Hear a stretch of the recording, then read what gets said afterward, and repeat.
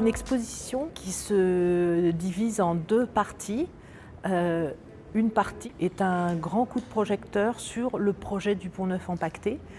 Le Pont-Neuf empaqueté, donc, ça a eu lieu en 1985. Et puis, il y a toute la phase préparatoire à ce projet. Tout ça s'est montré dans la deuxième partie à travers un ensemble de documents d'archives, de photographies assez exceptionnelles, d'éléments d'ingénierie qui sont présentés, et puis une magnifique maquette et des études préparatoires, tout du moins celles qu'il reste, à travers ce geste de occulter, cacher l'anecdote de l'objet pour, avec la ficelle, mettre en évidence les structures du volume, les lignes de force du volume, se servant presque de la ficelle comme d'un crayon, comme un dessinateur se servirait d'un crayon.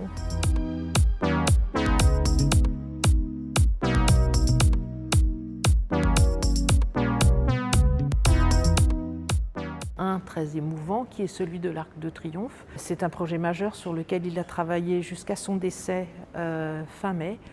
Et tout était quasiment abouti, tous les choix étaient faits, la validation de la protection du bâtiment, de la ficelle, du tissu. Le tissu était même fabriqué. Donc le projet pourra exister et il sera montré au public donc, à l'automne 2021.